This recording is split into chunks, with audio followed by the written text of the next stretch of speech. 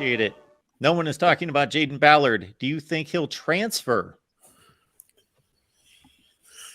Well, that's a tough question. He's probably not in the top 5, may not be in the top 6, because all accounts are Carnell Tate has come in and knocked everybody on their ear. And I think that he's become a pretty consistent threat. And Ballard and Fleming in particular are going to have to play well to maintain their spots. And, the jury is out. Early in this season, Harrison and Buka, we know what they can do, but after that, spots 3, 4, 5, 6 are probably going to change on a week-to-week basis. Larry Johnson has always maintained that he starts the guys who play the best in practice. Could be the same premise with Brian Hartline. The guys who are best in practice each week will, maybe fill in 3, 4, 5, 6 in that order and have their number of plays, represent that. It sounded like Harrison is the split end, that Ibuka is the slot, whoever is the flanker, Fleming or Johnson. Sounds like Johnson can play all 3 positions, it sounds like. And then from there, how do Ballard and Tate and Ennis and Rogers, that to me seems like your top 9. Then you're down to Grays and Kojo Antwi maybe. Is that it? Did I just name all 10 or 11 of them? So it's quite a crowded house you've got there, Mr. Hartline. How are you going to keep them all happy?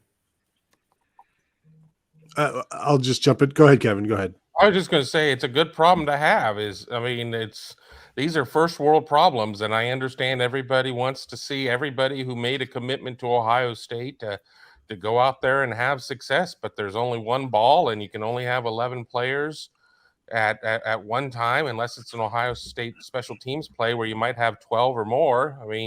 Special teams coordinator or not. But with that being said, opportunity is only going to knock once, and you've got to be ready to answer the door and answer the call at that point. And I would love to see Jaydan Ballard, his time and determination pay off and for him to have that opportunity there. But I think you throw Xavier Johnson into the equation, and I think all the simple math that was there gets kind of skewed a little bit, because I think people at one point were like, well, what's Xavier Johnson going to do? How is he going to sit there and disrupt playing time?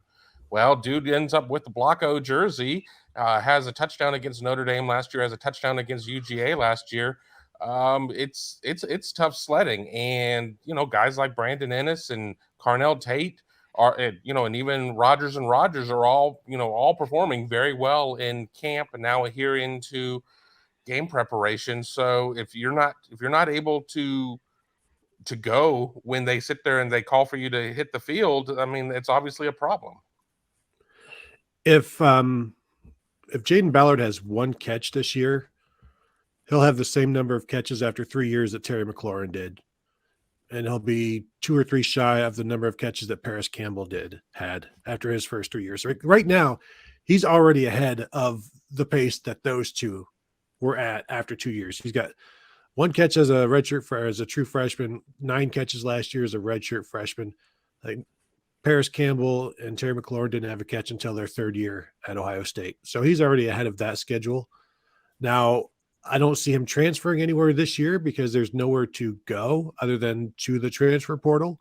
He's already redshirted, so it's not like one of those things where he doesn't want to play more than 4 games to save a year. So he's going to play. I don't know how much he's going to play. What I will say is Ohio State's probably losing 4 receivers to the NFL draft next year. So that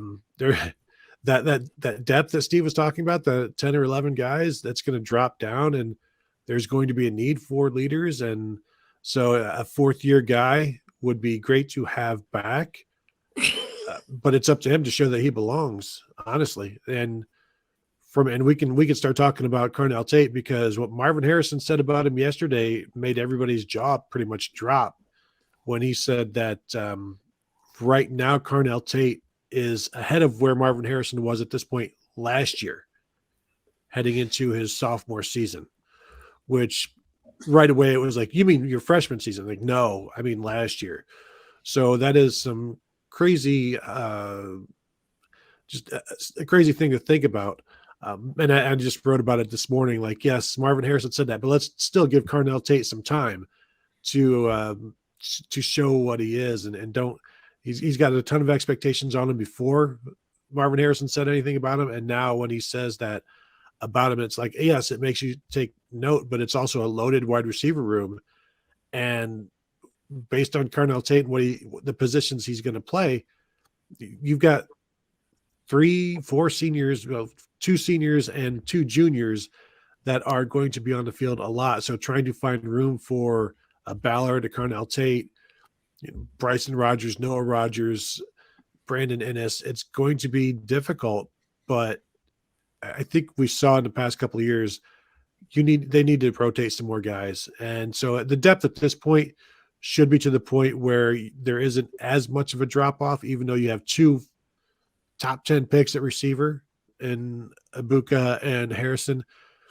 But you got to think about November, December, January in terms of their effectiveness. And Ibuka kind of broke down a little bit over the course of the season, and he was playing with some injuries. So it wouldn't be a bad idea to get some rotation going in my opinion. I apologize to all the Big Ten rival fans that I offended when I ranked the wide receivers in the Big Ten, and I said Ohio State had the 3 best wide receivers in the Big Ten. It's actually the 4 best wide receivers in the Big Ten. I made a grave error there. We'll move Julian Fleming possibly down to 4, and Carnell Tate could be the best wide receiver, not in the Big Ten outside of Columbus. Open it up to a draft and see what happens. And who are you taking ahead of those guys? Roman Wilson? I don't think so. Cornelius Johnson? No. Especially if you're getting a senior Cornelius Johnson versus a freshman Carnell Tate. Like nobody's making that pick. No. Is this a keeper league? Yes, Kevin. Well, what's your NIL situation? Good points about Paris Campbell and Terry McLaurin. I did not expect either one of those guys to have the impact in the league that they have. Paris Campbell was a 2nd-round pick, and McLaurin's just racking up 1,000-yard seasons in the NFL with 75, 80 catches. It's both. And I believe Terry McLaurin his final year at Ohio State, 2018, he had, I think, let me see here, 35 catches. And so he finished with about 75 catches in his career at Ohio State, which is pretty amazing. And, most of that was over the final 2 seasons.